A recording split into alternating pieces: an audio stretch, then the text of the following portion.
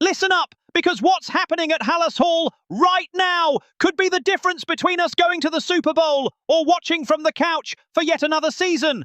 We've got a Chicago legend telling Ryan Poles exactly what needs to be done. We've got a tackle who blew out his knee just when we thought the O-line was finally solid.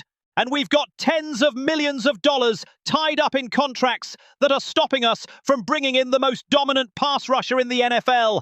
And if you think this won't impact Caleb Williams' future, you're dead wrong. Stick around to the end, because I'm going to break down exactly how these three stories are connected and why what happens in the next few weeks will shape the next decade of this team. And if you're not subscribed to this channel yet, do it now, because we're just getting started. First story, Brian URLACHER. Look, when Brian URLACHER talks defense in Chicago, everybody listens. And what he just said at Radio Row isn't some casual suggestion. It's basically a command for Ryan Poles. URLACHER came out and said flat out that the Bears need to go get Max Crosby. He didn't hint at it, didn't beat around the bush. He said it. Let me ask you this. When was the last time you saw URLACHER, one of the greatest defenders in franchise history, publicly tell the front office to go after a specific player? I'll tell you, never! And that's exactly why this matters so much. URLACHER said on Sitch Go Bears, word for word, "I wish they would. I'm a big fan of his. That guy plays the game the way it's supposed to be played. He goes a million miles an hour every snap, doesn't take plays off, and makes huge plays." When one of the best linebackers in NFL history says a guy plays the game the right way, that means something. But here's where it gets really interesting. Why is URLACHER speaking up now? Because he sees what we all see. Montez Sweat is dominating on one side, but on the other side, a black hole. Dio Odeyingbo went down early in the season with a torn Achilles. Joe Tryon-Shoyinka was a complete bust. 0 sacks after we traded a 6th rounder for him. 0! Not 1 sack all year! URLACHER sees what anyone who knows football sees.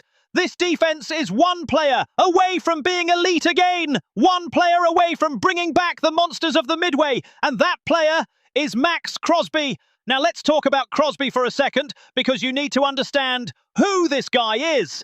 He's been one of the top pass rushers in the NFL for years. I'm not talking about a decent player. I'm talking about a multi-time Pro Bowler, a guy who's hit double-digit sacks year after year, the only consistent force on a Raiders defense that's been average at best. The Raiders shut him down for the last 2 games of the 2025 season, and ever since then, the rumors have been flying that he could be available.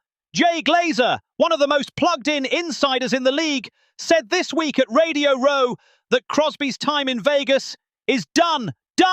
And when Glazer says something like that, you know there's fire behind the smoke. The guy doesn't guess, he knows. And when Crosby was asked directly about his future in Vegas, you know what he did? He didn't deny it. He didn't say, "I'm committed to the Raiders." He just didn't want to comment. And in the NFL, when a star player doesn't want to talk about his future with his current team, that tells you everything you need to know. And here's the craziest part. Imagine Max Crosby lining up opposite Montez Sweat. I'm telling you right now, that would be the best pass rush duo Chicago's had since Julius Peppers and Pernell McPhee in 2015. And honestly, it might be better than that duo. Think about it. Montez Sweat had 8.5 sacks in 2025, basically playing alone. No real help on the other side. Now imagine what he could do if quarterbacks couldn't just slide protection his way every snap. Imagine what he could do if they had to worry about Max Crosby on the other side. A guy who had 14.5 sacks in 2024 and 10 more in 2025 before the Raiders shut him down. But here's the question we're all asking. What would Ryan Poles have to give up to get Crosby? Because it's not going to be cheap. We're talking high draft picks, probably multiple, and maybe even a proven player. The Raiders aren't just going to hand over their best defensive player, especially with a new head coach coming in, Clint Kubiak from the Seahawks. I think Poles has the ammo to make this happen. We've got a stockpile of picks in 2027 and 2028. Reports say we've got 2 first-rounders in 2027, 3 second-rounders between 2027 and 2028, and a bunch of mid-round picks. We've got players Vegas might want if they're going full rebuild under a new regime. The question isn't, can we make the move? It's, will we? And when Brian Urlacher, number 54, the heart and soul of the Bears' defense for over a decade, comes out and says, do it, that should mean something to this organization. Because Urlacher knows what it takes to win in Chicago. He knows this city's defensive tradition. He knows Chicago builds from the defense out. You think it's a coincidence Urlacher's speaking up right now, in the middle of the off-season, while these decisions are being made? I don't. He's using his platform, his legacy, his status as one of the greatest Bears ever to push this team in the right direction. Because look, we can talk all day about the offense, about Caleb Williams, about the O-line, about the receivers, but at the end of the day, the great Chicago teams have always been built on dominant defense. The 85 Bears with Dent, Hampton, Singletary, the 2006 defense that carried Rex Grossman to the Super Bowl with Urlacher, Briggs, Tillman, even the 2018 team that won 12 games with Trubisky at QB. What did they all have in common? Elite defense. And Crosby would give us exactly that. A guy who plays every snap like it's his last. A guy who doesn't know what it means to take a playoff. A guy who would give NFC North quarterbacks nightmares. Jordan Love in Green Bay would have to deal with Crosby and Sweat. Sam Darnold or whoever ends up starting in Minnesota would be under constant pressure. Jared Goff in Detroit, who already struggles under pressure, would be in serious trouble. Now, I know what some of you are thinking, but what about the cap space? What about the contracts we already have? And that's a valid concern. We're going to get into that later in this video. But let me tell you something. When you have a shot at a generational player, you find a way to make it work. Period. Ryan Poles has shown he's smart with the cap. He's shown he can make creative moves. He restructured deals in 2025 to create space. He made smart signings in free agency. And if Brian Urlacher is publicly telling him to go get Crosby, Poles needs to find a way to make it happen. Because here's the truth nobody wants to admit. Windows in the NFL close fast, real fast. We've got Caleb Williams on his rookie deal, which means we've got extra cap space for the next 2 years before we have to pay him like a franchise QB. We've got a head coach in Ben Johnson who proved in year one that he knows exactly what he's doing, took us to the playoffs and won a wild card game. We've got pieces in place. Now is the time to go all in. And you know what else? Crosby wants to win. He's spent years on a Raiders team that's been mediocre at best since being drafted in the 4th round in 2019. The Raiders have had one winning season. One. They went 10-7 in 2021 and made the playoffs. That's it. The rest has been mediocrity and constant rebuilding. He's seen Derek Carr get traded. He's seen Josh McDaniels flame out as head coach. He's seen Antonio Pierce take over and struggle. He's been through 3 coaching regimes in 6 years. The guy is tired of losing. He wants to compete for a Super Bowl. Chicago can offer him that. Chicago can offer him the chance to be part of something special, to bring back the monsters of the Midway. Let me ask you this. When was the last time we had a truly elite pass rusher on this team? Khalil Mack. And we all know how that ended. We traded him to the Chargers in 2022. When he still had gas in the tank, he was still producing, still making an impact. And we let him go. We can't make that mistake again. We can't pass up the chance to get a true game wrecker on our D-line. Urlacher gets it. The fans get it. The city of Chicago gets it. The question is, does Ryan Poles get it? Because if he doesn't make this move, if he lets Crosby end up in Seattle or with the Jets or some other NFC team, it's going to be a missed opportunity we'll regret for years. For years. And I'm not being dramatic. We're talking about the difference between being a playoff team and being a legit Super Bowl contender. That's the kind of impact a player like Max Crosby can have, especially on a defense that already has pieces like Sweat, like Tremaine Edmonds at linebacker, like Jaylon Johnson and Kyler Gordon in the secondary. Add Crosby to that mix, and suddenly you've got a defense that can go toe-to-toe with anyone in the NFL. A defense that can win games on its own. A defense that gives Caleb Williams and the offense room to grow without needing to be perfect every week. Second story, Ozzy Trapilo. If that caught you off guard, wait till you hear this. Because what's going on with our offensive line is exactly the kind of situation that drives me crazy in the NFL. Just when we thought we had found the answer, just when Ozzy Trapilo was showing he could be the left tackle of the future, he blows out his knee in the wildcard game against the Packers.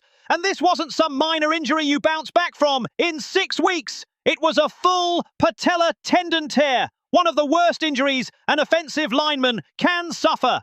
These take anywhere from 6 to 12 months to rehab properly, which means Trapilo could miss the entire 2026 season. Let me say that again so it's crystal clear. The whole year. Let me ask you this. When is this franchise going to catch a break with injuries? Because it feels like every time we find a promising young player, something like this happens. And I'm not blaming anyone. Injuries are part of the game. But the timing of this one is absolutely brutal. Brutal!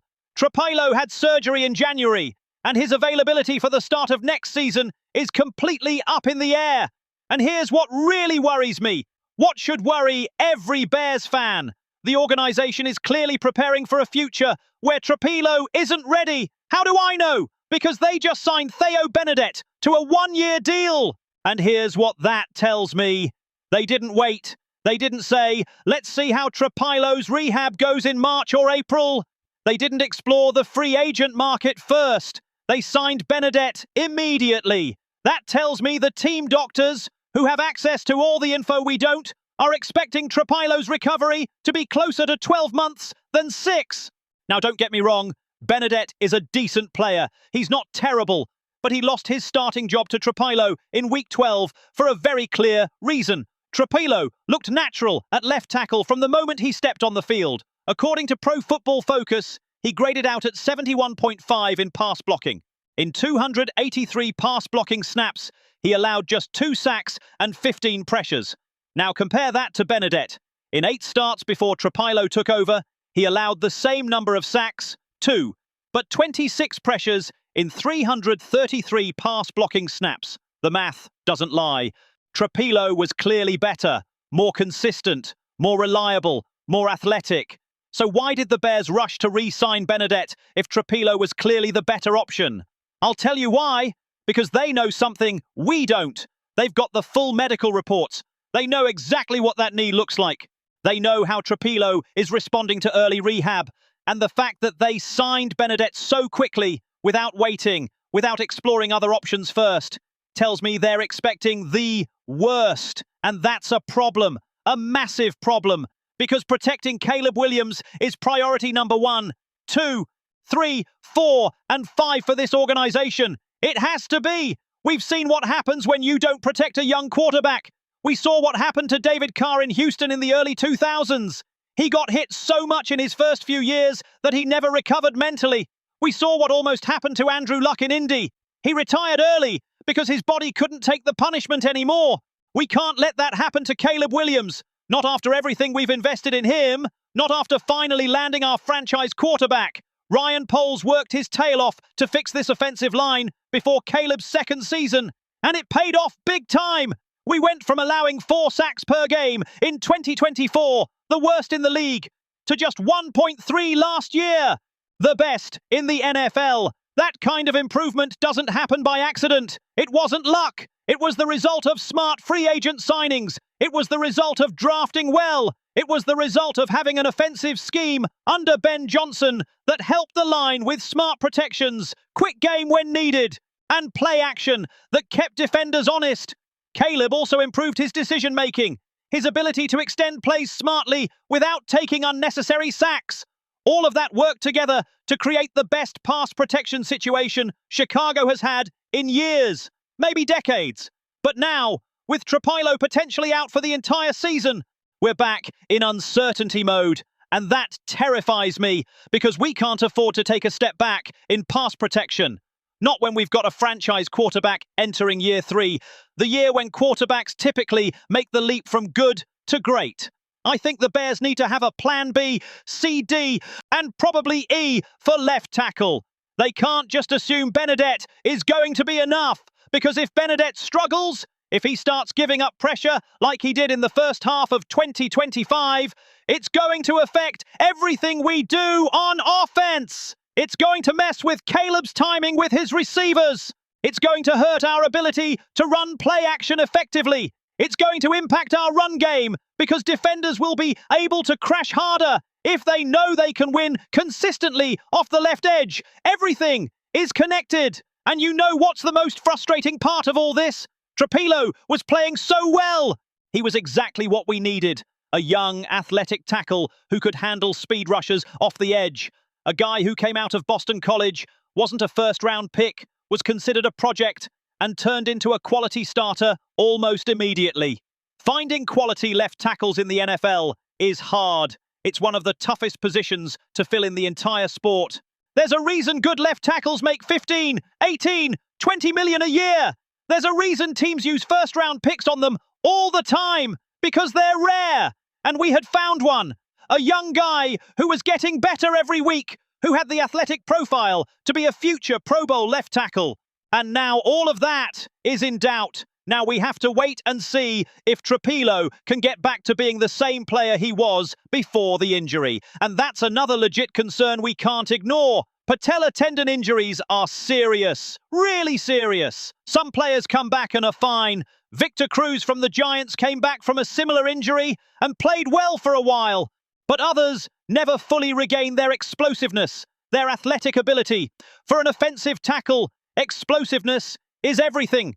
You need to be able to get out of your stance quickly. You need to be able to slide laterally to handle speed rushers. You need to be able to generate power in the run game. If you lose a step, if you lose that initial burst, you go from being an asset to being a liability. So I ask you, can the Bears afford to wait and see? Or do they need to be proactive and find another solution in free agency or the draft? Because if Trapilo isn't ready for the start of the season and Bernadette isn't the answer, we're in trouble, serious trouble. And here's the other thing that really bothers me, the timing. Trapilo got hurt in the playoff game against the Packers, a game we won. We advanced in the playoffs, made it to the divisional round, but we lost our left tackle of the future in the process. It's bittersweet in the worst possible way. We won the battle, but might have lost the war. Because if we can't protect Caleb in 2026, if we go back to giving up 4 sacks a game, all the progress we made goes out the window. The Bears need to make some tough decisions this offseason. They need to honestly evaluate whether Bernadette can be a reliable starter for a full season. And based on what we saw in the first half of 2025, I've got my doubts. Serious doubts. They need to explore free agency. Are there veteran tackles out there who could come in and be a bridge until Trapilo returns? Someone who's been a solid starter but is looking for a one-year deal to rebuild their value? Those guys are out there every year. They need to consider using a high draft pick on a tackle if there's one worth taking. The 2027 draft is shaping up to have several first-round tackles. If one of them falls to where we're picking, should we consider it, even if we've got other needs? Because here's the reality nobody wants to face. It doesn't matter how many receivers we have. It doesn't matter if we've got DJ Moore, Rome Odunze, and Kemet Coleman. It doesn't matter how good our offensive scheme is under Ben Johnson. If Caleb is running for his life every snap, if he's getting hit constantly, none of that matters. None of it. Pass protection is the foundation of everything we want to do on offense. It's the base everything else is built on. Without it, you can't run play action effectively. You can't let routes develop downfield. You can't establish a run game because defenses can attack more aggressively. And with Trapilo potentially out, that protection is in real danger. Ryan Poles needs to act. He needs to be proactive. He needs to make sure we've got reliable backup options. Because if he doesn't, if we go into the 2026 season with Bernadette as our only plan, and he struggles, we're going to be right back where we were in 2024. And after all the progress we made last year, after finally giving Caleb the time he needs to operate, after finally having a functional offensive line, taking a step back would be absolutely unacceptable. Unacceptable. This organization needs to have honest conversations about this. They need a clear plan, because Caleb Williams' health, both physical and mental, depends on it. And the future of this franchise depends on Caleb Williams. Third story, Dayo Odeyingbo. But none of that compares to what's coming next. Because now we've got to talk about why the Bears can't bring in Max Crosby, even if Brian Urlacher is begging them to do it, even if it's the perfect move for this defense. And it all comes down to one word we all hate, but that controls everything in today's NFL: money. Specifically, money that's tied up in contracts that aren't producing, deals that are killing our flexibility, contracts that are stopping us from making the moves we need to make to go from playoff hopefuls to legit Super Bowl contenders. And the worst offender, the contract that keeps me up at night, is Dayo Odeyingbo, who's set to have a cap hit of $20.5 million in 2026. Let me say that again so it sinks in. $20.5 million. And what did we get for that? $20.5 million. A guy who missed most of last season with a torn Achilles and hasn't played well when he's been on the field. That's what drives me nuts about this situation. It's money that could be making this team better, and instead, it's being flushed. Let me ask you this. How is it possible that Ryan Poles, who's usually so smart with the cap, who's made some brilliant moves in the past, let this happen? Because cutting Odeyingbo would only save about $3.5 million, according to Over the Cap, and wouldn't give us enough room to bring in a real replacement. That solves nothing. In fact, it leaves us worse off, with a hole on the roster and barely any cap space to fill it. Trading him could save up to $16 million, which sounds great in theory, but that's easier said than done. Who's going to trade for a guy who missed most of last season with a serious injury and hasn't played well when healthy? What team is going to take on that contract? So we're stuck, completely stuck paying massive money to a guy who's not producing, while the pass rusher we really need, Max Crosby, is potentially available but financially out of reach. And it's not just Odeyingbo. That's not the only bad contract haunting us. Grady Jarrett, another move from Ben Johnson's first season, is set to have a cap hit of $18.9 million in 2026, according to Over the Cap. Jarrett came over from Atlanta with a rep as a solid interior pass rusher. And what did we get? Mediocre production at best. Put those two cap hits together, Odeyingbo and Jarrett, and you're looking at $39.4 million, almost $40 million tied up in two guys who are massively underperforming. Let me tell you something. That $39.4 million could have gone to Max Crosby. It could have gone to shoring up the offensive line with a quality veteran tackle. It could have gone to adding pieces in the secondary. It could have gone to building depth at key positions. It could have gone to anything that actually helps us become a Super Bowl team. Instead, we're paying almost $40 million to two guys who aren't getting it done. And that's exactly why we're in this impossible situation, where we can all see the move we need to make. URLACHER is telling us the move we need to make. But we can't do it because of self-inflicted financial handcuffs. And you know what's the most frustrating part of all this? The Bears have the draft capital to get Crosby. We've got a full arsenal of picks in 2027 and 2028. Multiple reports say we've got 2 first-rounders in 2027, 3 second-rounders between 2027 and 2028, and a bunch of mid-round picks. We've got the assets Vegas would want in a trade. We've got young players they might be interested in if they're rebuilding under Clint Kubiak. The only thing we're missing is the cap space to make it work, and that's what drives me insane. We've got everything else. We've got the picks. We've got the roster. We've got the quarterback. We've got the head coach. The only thing holding us back is financial flexibility. I think this is going to be one of the hardest lessons Ryan Poles learns as a GM. In the NFL, it's not just about having draft picks. It's not just about being smart in the draft. It's about having cap flexibility. Because without it, you can't take advantage of opportunities when they come up. And Max Crosby is exactly that kind of opportunity. A generational player, an all-pro, a guy who's been one of the best at his position for years, potentially available right when we need him. And we can't make the move because we spent poorly elsewhere. Look, I get it. Injuries happen. Nobody could have predicted Odeyingbo would tear his Achilles when we signed that deal. Nobody has a crystal ball. But when you give a guy that kind of money, $20.5 million cap hit, you've got to build in some protection. You've got to structure the deal in a way that gives you flexibility if things go sideways. And clearly, that didn't happen here. The contract is structured in a way that gives us almost no options.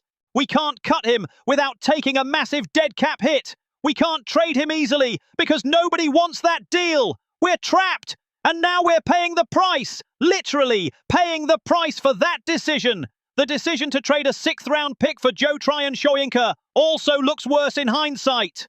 0 sacks, not one single sack all season.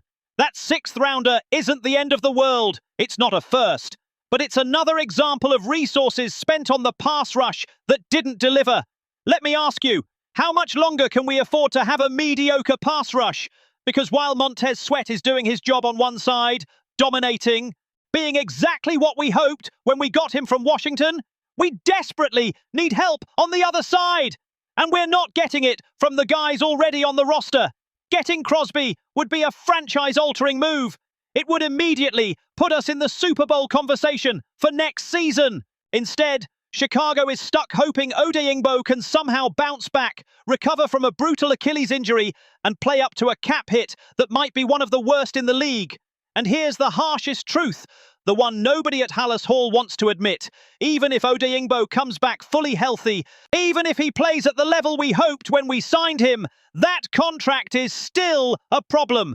Because $20.5 million for an edge rusher who's not elite, who's not an all-pro, who's not a game changer, that's just too much. That's money that could be used elsewhere to make this team better. That's money that's stopping us from making the moves we need to make. I think Ryan Poles needs to get creative this off-season. He's got to find ways to open up cap space. Maybe that means restructuring deals for key players. Maybe it means converting signing bonuses into roster bonuses to spread out the cap hit. Maybe it means making some tough calls on veterans who aren't living up to their contracts. But something has to change. Because if we go into the 2026 season with the same cap situation, with the same underperforming contracts eating up massive space, we're going to be in the exact same spot, watching opportunities pass us by because we can't afford them. And that's unacceptable for a franchise trying to build a Super Bowl contender around a young, talented quarterback like Caleb Williams. The cruel irony of all this, the brutal twist, is that we've got the pieces to be great. We've got Caleb Williams, who showed flashes of brilliance in year 2. We've got Ben Johnson, who's proven to be one of the best offensive minds in the game.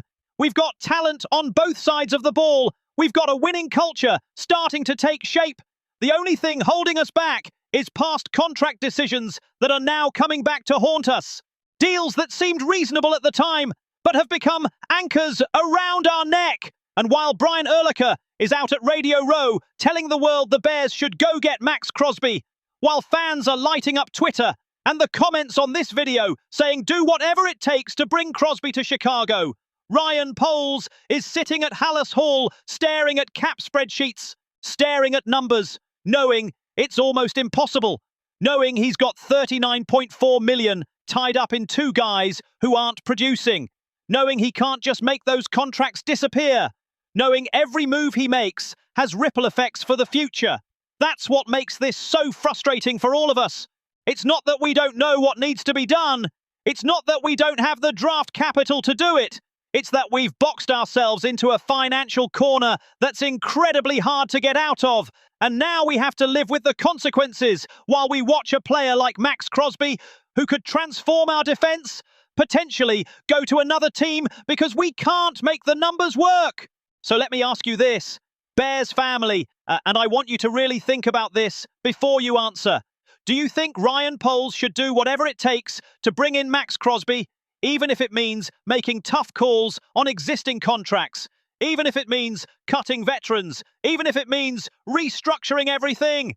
Or do you think we should be patient, wait for Trapilo to fully recover, trust that Odeyingbo can bounce back, and build through the draft?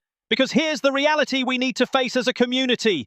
These 3 stories are connected in ways that might not be obvious at first. Urlacher telling us to go get Crosby, Trapilo potentially missing the whole season and leaving us with a question mark at left tackle, and the bad contracts tying our hands. It's all intertwined. It all affects our ability to compete for a championship in 2026.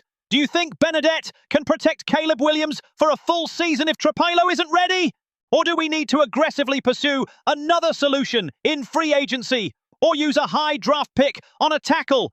And the biggest question of all, the one that's going to define this offseason, do you trust Ryan Poles to find a way to fix this cap situation and give this team the pieces it needs to compete at the highest level? I'll tell you this, and I mean it with all the honesty I've got. We're at a crossroads in this franchise's history. The decisions made this offseason, the decisions about Crosby, about the offensive line, about how to handle these bad contracts, are going to determine whether we're true Super Bowl contenders or just another team that was close but couldn't take the next step. And you, the Bears family, the community that's been with me from the start, you need to make your voices heard. Drop your comments below. Tell me if you think we should go all in for Crosby, no matter the cost. Tell me if you're worried about the left tackle situation and what you think we should do about it. Tell me if you think these bad contracts are going to sink us, or if you believe Poles can navigate this. Because this community, this channel, we're a family, and in families, we talk honestly about what's going on. We don't sugarcoat it. We don't pretend everything's fine when there are real problems that need to be addressed. If you're not subscribed yet, subscribe now, because I guarantee you, we've got more explosive Bears news coming tomorrow. I guarantee we're going to keep covering every move this team makes this offseason. And you do not want to miss what's coming for Chicago. Turn on notifications so YouTube lets you know every time we drop a new video. Hit that like button if you think we should bring in Max Crosby no matter what it takes. If you think that's the move that makes us contenders. Subscribe if you're worried about Trapailo's situation and want us to keep covering every update on his recovery. And comment with your honest thoughts about these contracts that are holding us back and what you think Poles should do. Because at the end of the day, we all want the same thing. To see the Chicago Bears hoist the Lombardi Trophy. To see Caleb Williams become the quarterback we all know he can be. To see this city celebrate a championship the way only Chicago can. And for that to happen, Ryan Poles needs to make the right calls now, in the next few weeks, in this critical off-season. Bear down, family. I'll see you in the next video, where we'll keep breaking down every move in this make or break off-season.